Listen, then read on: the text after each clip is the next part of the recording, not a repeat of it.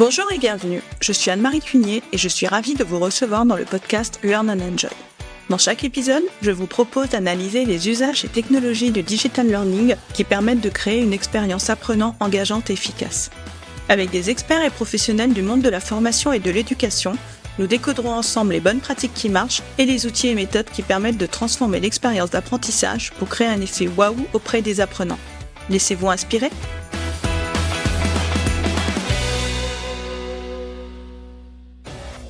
Bonjour à tous.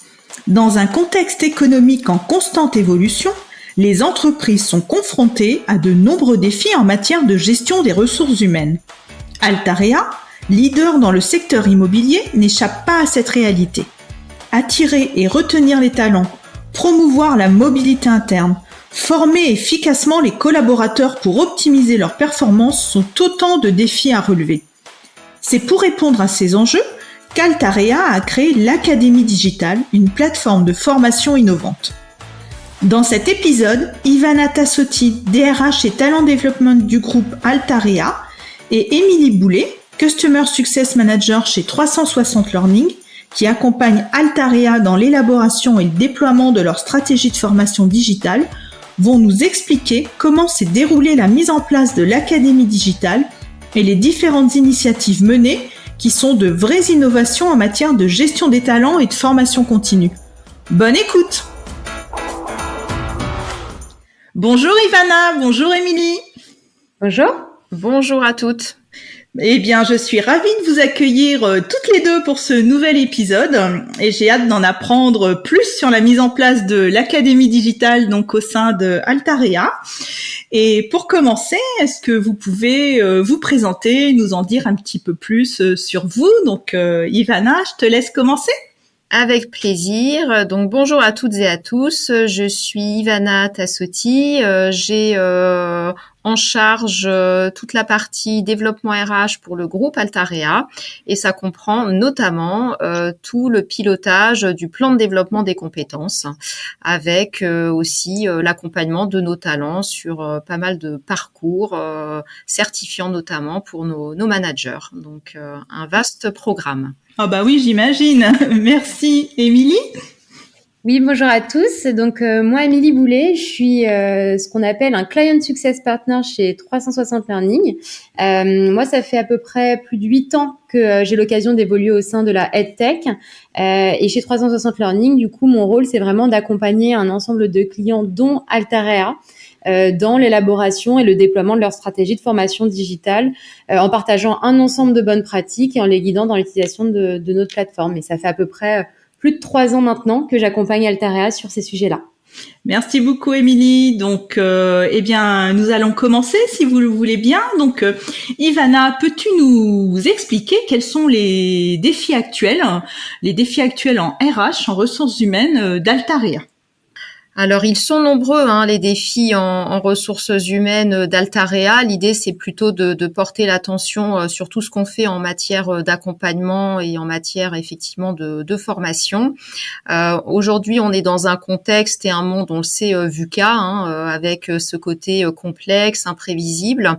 Et la conviction du groupe Altarea, je le rappelle, qui est un groupe immobilier de 2000 collaborateurs, multi-activités. Donc, c'est la force du groupe, c'est de vraiment être un acteur de la transformation de la ville et de ses évolutions. Donc voilà, sur un contexte aujourd'hui, on le sait, chahuté au niveau de l'immobilier, mais on est encore plus ancré dans nos convictions qui sont d'accompagner nos collaborateurs sur le développement de leurs compétences, qu'elles soient métiers, qu'elles soient managériales, enfin voilà, qu'ils aient vraiment toutes les capacités d'appréhender leur environnement et puis d'être à l'attaque, voilà, quand il s'agit aujourd'hui d'être sur des dossiers éminemment complexes comme ceux d'un appel d'offres ou autre, d'un montage d'opération.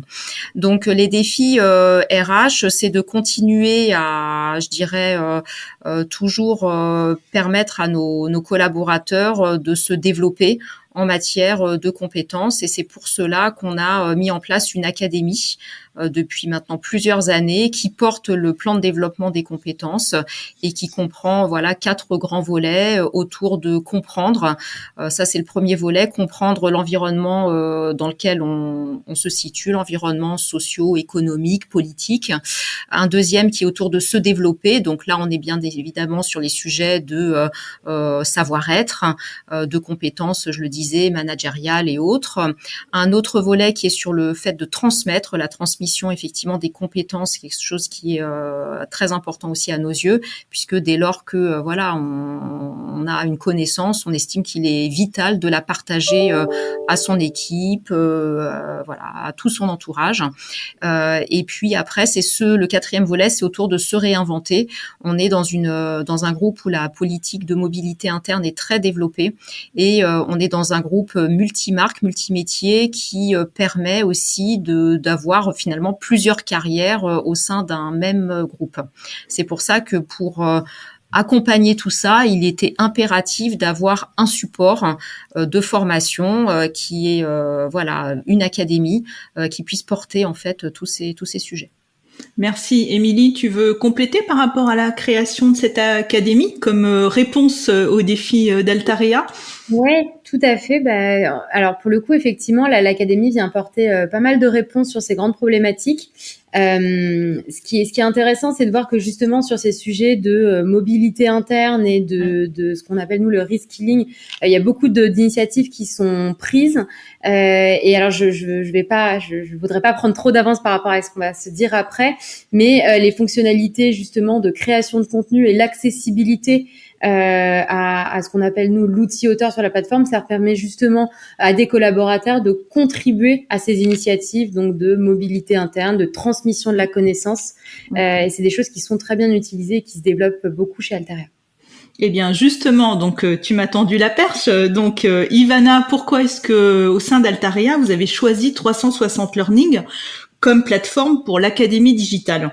Est-ce que tu avais des critères de sélection précis lorsque tu as fait ce choix? Tout à fait. On était déjà fort des valeurs d'Altarea. On était d'emblée dans l'exigence et dans la sélection. Alors ça remonte à il y a quelques années, puisque le partenariat date déjà pour un premier niveau de population, ça date de 2015, puisque donc on a démarré avec 360 Learning pour la population de la force commerciale de Cogedim, que à l'époque on accompagnait de manière vraiment plus poussée, plus intensive, où il s'agissait, en plus des formations classiques présentielles, de permettre aux commerciaux de bénéficier effectivement de supports et de contenus en ligne.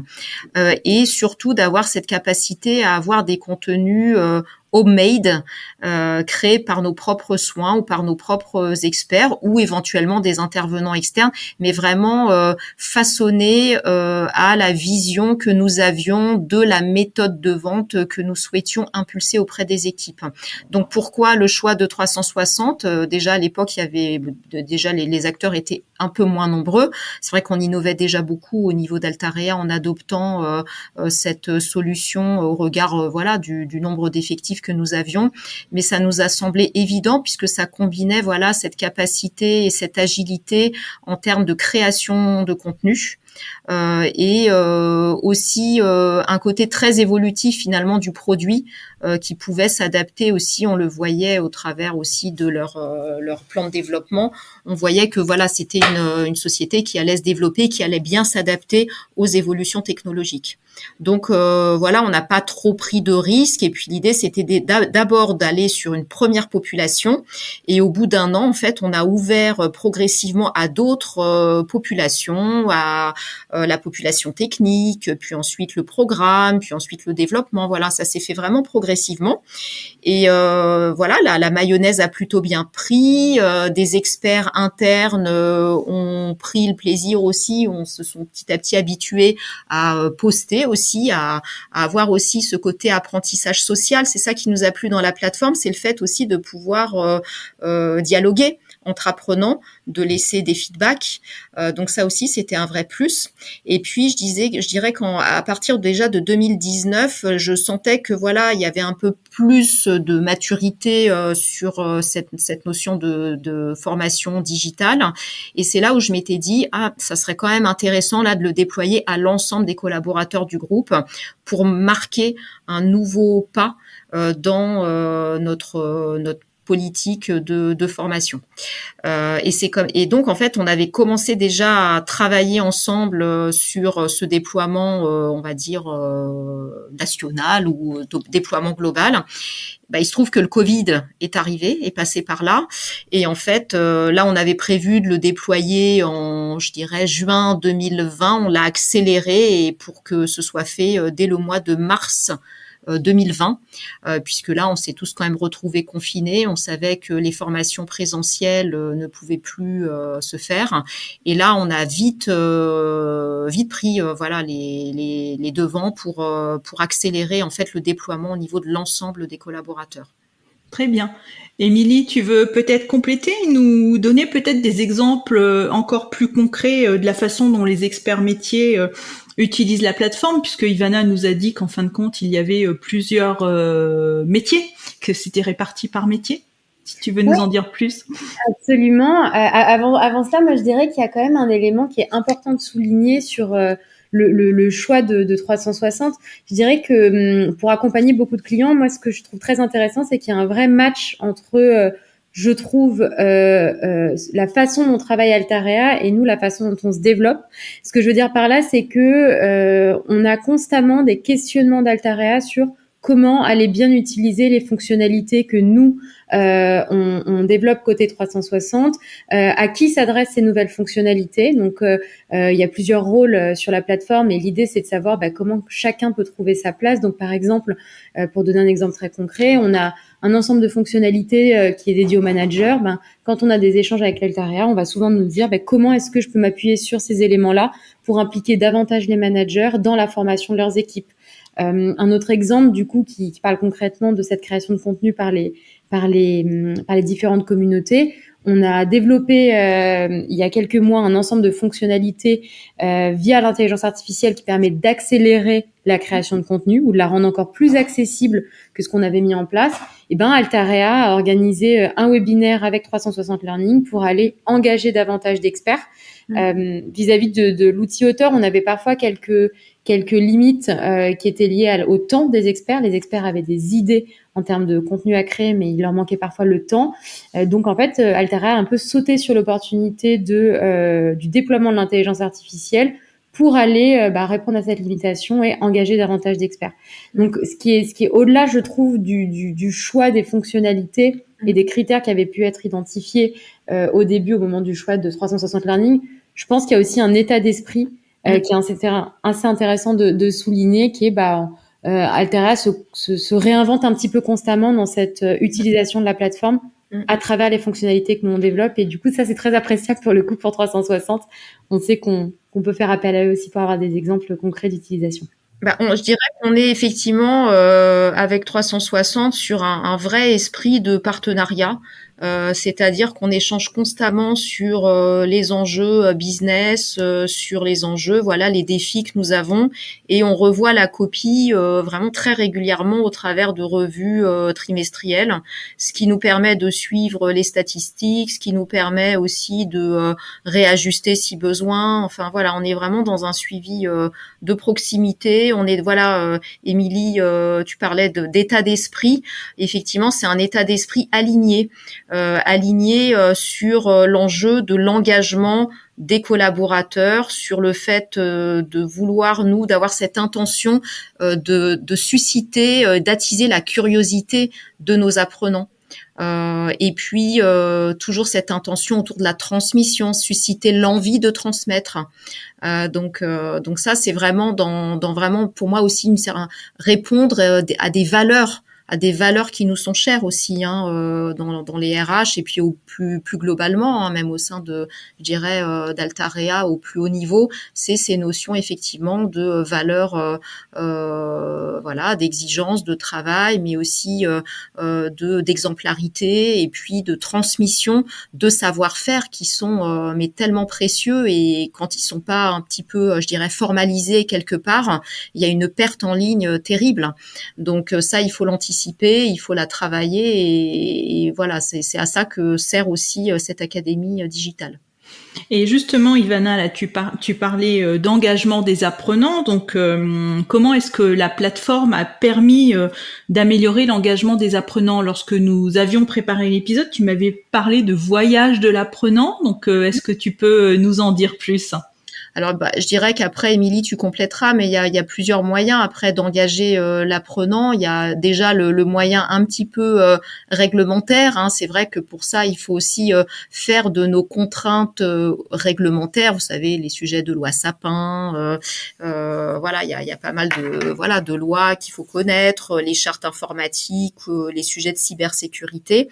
Voilà, ça c'est des choses qui sont quand même ultra importantes quand on intègre une entreprise. Et nous, on a déjà tout un parcours d'intégration qui est fait à la fois en présentiel, mais aussi via l'académie digitale, à travers des modules qui ont été créés sur mesure. Et ces modules, ils sont obligatoires. Donc déjà, voilà, sur tous les volets intégration, tous les volets où on a des modules obligatoires, on a fait tout un gros parcours aussi sur les sujets de RSE. Sur le changement climatique. Ça, d'emblée, vu que c'est des parcours qui sont assignés, qui sont dits obligatoires, d'emblée, finalement, le collaborateur est attendu pour que dans un certain délai, il complète ce parcours. Donc ça, d'emblée, je dirais que voilà, ça crée de l'engagement, ça crée des vues, ça permet effectivement derrière d'avoir une attestation, une certification derrière interne qui permet aux collaborateurs d'être en règle entre guillemets par rapport à ses obligations. Ça c'est un premier moyen. Puis un deuxième, c'est plus par rapport à des actions qu'on a pu mener plus récemment. On a créé notamment plus récemment une initiative qu'on a appelée le Printemps de l'Académie. Où on a fait intervenir un certain nombre d'intervenants. C'était autour de cultiver son jardin de compétences. C'était un peu le fil rouge de cette semaine-là. On l'a faite en mai dernier. Émilie, tu étais présente, et c'était vraiment sur cette notion de cultiver votre jardin de compétences. On a parlé d'IA, on a parlé de leadership, on a parlé de coopération positive, et pendant toutes ces animations qui étaient beaucoup d'ateliers, que ce soit présentiel ou distanciel, on s'est appuyé sur l'académie digitale pour relayer. Je donne un exemple. Par exemple, quand on faisait un atelier sur le leadership, on enregistrait l'événement en fait, et puis on passait le soir même le replay dans l'académie digitale. Voilà. Donc comme ça, celles et ceux qui n'avaient pas pu voir et suivre l'atelier pouvaient l'écouter en différé. D'accord. Oui, puis je crois qu'en termes d'animation, tu m'avais parlé aussi de la Journée internationale des droits des femmes aussi. En fin de compte, tu mets régulièrement en place un planning d'animation. On a des journées particulières, par exemple, je te parle d'Octobre Rose qui va venir à la rentrée. On utilise l'académie digitale pour relayer des actions d'information, de sensibilisation dans les modules qu'on crée soit nous-mêmes sur mesure, soit aussi avec un autre partenaire qui fait de la curation de contenu pour pouvoir pousser auprès des collaborateurs un contenu sur cette thématique-là. Très bien. Émilie, tu veux compléter ? Ouais, tout à fait. Je dirais que ce qui est important et j'ai quelques chiffres en plus pour imaginer un petit peu ce qu'on se dit, mais ce qui, je trouve, fait la force d'Altarea, c'est le fait d'avoir d'avoir une vraie saisonnalité dans l'animation déjà, c'est-à-dire qu'il y a un plan d'animation et de communication qui est très juste. Il y avait aussi, il y avait le calendrier de l'Avent qui avait été lancé il y a quelques mois également, et ce qui fait qu'il y a un petit peu constamment des choses à dire et des choses à faire sur l'académie digitale, et ça c'est très positif. Et effectivement, cette stratégie d'aller chercher du contenu un petit peu annexe, pour avoir du contenu plus générique, pour montrer qu'il y a à la fois des choses réglementaires obligatoires à jouer sur la plateforme, mais également, au final, si on veut juste se former, aller découvrir de nouvelles compétences, et ben ce contenu s'y trouve aussi. Et ben cette stratégie d'aller chercher du contenu sur étagère, comme on l'appelle, a beaucoup porté ses fruits. Si je compare au final, et c'est des chiffres qu'on avait vus ensemble avec Altaria, si je compare l'utilisation de la plateforme avant et après contenu externe, on voit que quand on a ajouté ce contenu, on a eu une augmentation de 40% du nombre d'apprenants actifs, on a eu une augmentation de 50 minutes de temps passé sur la plateforme par les apprenants. Donc, c'est quelque chose qui a beaucoup renforcé l'usage de la plateforme. Boosté, ouais. Ça a complètement boosté et c'est ce qu'on voulait faire, c'est ce qu'on recherchait l'année dernière quand on a mis en place ces contenus externes. Ça, c'était en juin de l'année dernière.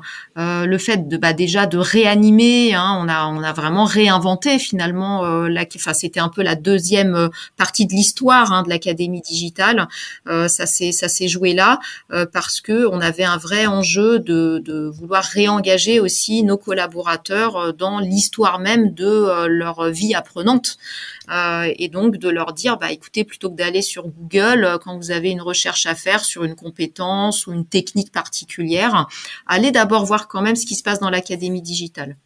Voilà. Oui, donc en fin de compte, elle est un peu en self-service, l'Académie digitale, c'est cela ? En self-service. Alors soit on y va en mode pique, je pique sur un sujet parce que j'ai un sujet en tête, soit on y va comme on peut regarder une encyclopédie, et puis en fait on a plein de rubriques, enfin on a toujours la tendance du mois, donc on met toujours à l'honneur chaque mois une thématique particulière. Ça peut être on avait fait l'IA et puis après on a pu faire le leadership et puis après ça peut être différentes là à un moment c'était le calendrier de l'Avent parce qu'on a fait vraiment voulu aller sur cette notion de calendrier pour la fin de l'année. Et après, on décline sur tous les sujets qui nous sont importants dans notre stratégie aussi business, tout ce qui est autour de la culture immobilière, de la culture financière. Et puis après, on décline toutes ces rubriques. On en a une vingtaine en fait, avec une diversité de contenus qui peuvent être et de modalités qui peuvent être du podcast, de la vidéo, des articles, du module classique, des MOOC, on a vraiment une diversité de typologies de contenus. Et est-ce que ce qui fait justement le succès de cette plateforme, c'est la diversité de la typologie de contenu, la diversité des sujets, l'animation ? Ça fait un peu penser à un site e-commerce que l'on anime aussi tout au long de l'année. C'est cela d'après toi ? Moi, je pense que c'est vraiment effectivement la connexion, comme le disait Émilie, à nos enjeux et nos sujets stratégiques. C'est toujours, il y a toujours un fil rouge, il y a toujours une raison pour laquelle on pousse telle ou telle thématique.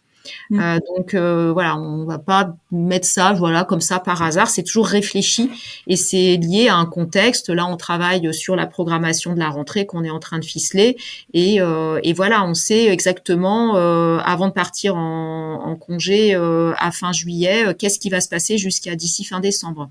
Voilà. Après, ça n'empêche pas d'improviser parfois parce on peut avoir des idées, mais on sait déjà qu'on a une ligne entre guillemets éditoriale pour alimenter les contenus. Et puis après, c'est communiqué en interne via notre site intranet. On a aussi une sorte de Yammer qui permet aussi de poster des éléments de contenu et puis de dire allez voir tel sujet sur la taxonomie par exemple. Vous en apprendrez davantage et allez effectivement en savoir plus. Voilà. Émilie, tu veux compléter ? Ouais, ce que je dirais, c'est que une des vraies forces d'Altaria, et j'insiste dessus parce que si je compare vraiment cette plateforme par rapport à la plateforme d'autres clients qui ont parfois un peu plus de mal à engager leurs apprenants, une des vraies forces, c'est cette diversité de cas d'usage qu'on retrouve sur la plateforme. C'est-à-dire que quand je suis un nouveau collaborateur chez Altaria, je découvre la plateforme dès le début puisqu'il y a de l'onboarding. Après, je vais retrouver de la formation commerciale. Si par exemple je rejoins les équipes commerciales, je vais avoir de la formation réglementaire, je vais avoir de la formation sur les soft skills. Donc, il y a un petit peu cette idée que à tout moment de ma vie de collaborateur Altaria, en fait, je vais avoir et je vais pouvoir m'appuyer sur l'Académie digitale, ce que ne propose pas forcément justement toutes les plateformes de formation. Et je pense que c'est cette stratégie-là qui porte beaucoup ses fruits et qui paye aujourd'hui. Oui, on en revient au voyage de l'apprenant quelque part à partir du moment où il rentre chez Altarea. Voilà, en fait, c'est pour reboucler à ta question sur cette notion de voyage. Moi, j'ai une conception effectivement de la formation comme étant un vrai parcours. C'est-à-dire que c'est pas juste un moment. Voilà, c'est plutôt une programmation avec un premier moment où on prépare. Hein, c'est comme un voyage. On prépare d'abord, on prépare son trajet, on observe, on se cultive, on essaie de voir, voilà, quel parcours je pourrais faire, hein, quel trajet je pourrais faire. J'ai 3 jours pour moi devant moi. Allez, qu'est-ce que je pourrais y mettre comme ingrédient? Est-ce que je dois prendre le train? Voilà. Donc voilà, j'aménage tout ça, je réfléchis à tout ça, je m'organise et puis ensuite, je vis en soi l'expérience et après, j'évalue en fait et j'en tire des enseignements. Donc moi j'ai toujours effectivement eu cette vision de la formation comme un véritable voyage d'apprentissage avec voilà, et c'est pas juste le temps où on est ou sur son module ou en classe entre guillemets avec des collègues. Ça se passe avant, ça se passe pendant et ça se passe après, et des fois quand on conscientise bien les choses, on a des apports qui nous durent très très longtemps en fait quand une formation a de l'impact. Et ça effectivement on parle de ROI de la formation, c'est toujours un sujet très touchy parce que c'est pas si simple que ça de l'évaluer, mais à partir du moment où on a été dans une formation où on a acquis une compétence qui vous suit parce que vous l'avez entretenue, c'est déjà quelque chose de gagné. Et ça permet effectivement de continuer après à rebondir sur de nouvelles compétences. Oui, c'est en continu. Voilà, on se forme en continu. Très bien. Eh bien, écoutez, on va arriver à la fin de cet épisode. Donc, merci à toutes les deux de nous avoir partagé les coulisses de l'académie. Je vais avoir une dernière question pour conclure. Donc, Ivana, quelles sont les prochaines étapes pour l'évolution de l'académie digitale? Est-ce que tu as déjà des idées? Ouh là là, les prochaines étapes, ça va. Pour moi, là aussi, on est sur de l'évolution continue. Donc, moi, c'est plutôt des objectifs d'engager, voilà, encore plus d'apprenants. En tout cas, voilà, c'est vraiment ça, moi, mon objectif. Je pense que voilà, quand on benchmark nos pratiques par rapport à d'autres entreprises, on voit qu'on est déjà plutôt assez bien avancé.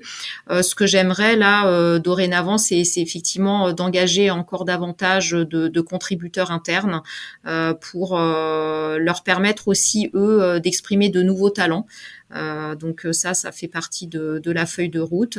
Et puis après, ça va être aussi vraiment conscientiser davantage tous les apports de l'IA dans ce qu'on fait aujourd'hui, parce que voilà, on s'en rend pas toujours compte. Mais c'est vrai qu'aujourd'hui, toutes ces fonctionnalités que Émilie tu décrivais sur la facilitation pour créer des contenus, ça c'est vraiment dans notre feuille de route de 2024-25 de les intégrer, de les déployer davantage, parce que c'est vraiment avec une facilité assez déconcertante qu'on peut créer des contenus, et en fait il faut vraiment maintenant démocratiser, propager cette compétence-là. Complètement.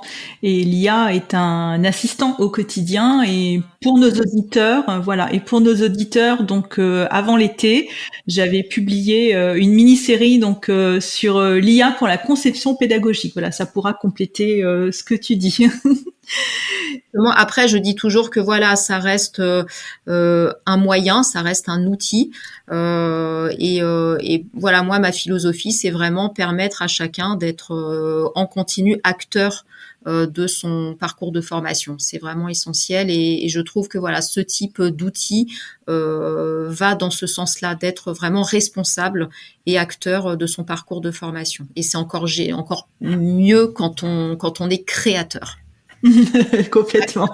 Acteur et créateur. Ah, c'est bien dit. Émilie, tu veux compléter cette conclusion? Oui, je suis complètement d'accord avec Ivana. Pour moi, le prochain défi, c'est de réussir à continuer à faire vivre et engager cette communauté d'auteurs. On sent qu'avec l'IA, il y a plus d'attractivité déjà, c'est-à-dire que comme je le disais tout à l'heure, la question du temps est un peu moins un sujet. Donc l'idée, c'est de mettre en place de certaines initiatives, des challenges, la valorisation des auteurs, plein de choses un peu comme ça. On a encore plein de choses à faire sur ce sujet. Encore heureux, voilà. On a des choses à faire. Mais je pense qu'on a réussi à les faire venir. Ils trouvent ça intéressant, et là, tout l'enjeu est de continuer à faire vivre cette communauté d'auteurs experts, je dirais même, puisque c'est ça. On parle d'experts qui créent des contenus sur la plateforme. Eh bien, merci à toutes les deux pour cet échange passionnant. Donc, comme d'habitude, dans les notes de l'épisode, j'indiquerai vos contacts LinkedIn, donc à toi, Ivana, et à Émilie. Et j'indiquerai également le lien du site Altarea et du site 360 Learning. Merci à toutes les deux. Merci beaucoup. Merci. À bientôt. Au revoir. Au revoir. J'espère que cet épisode vous a plu. Si vous aimez le podcast Learn and Enjoy et si vous avez envie de me soutenir, de m'aider à faire connaître ce podcast, la meilleure façon, c'est de me laisser une note 5 étoiles sur Apple Podcast ou un petit commentaire. Pensez aussi à vous abonner pour être informé de la sortie des prochains épisodes. Et pour rester en contact ou me proposer un thème que vous souhaitez que j'aborde, vous pouvez me rejoindre sur LinkedIn. Vous me trouverez sous mon nom, Anne-Marie Cuinier. Je vous dis à très vite pour un nouvel épisode.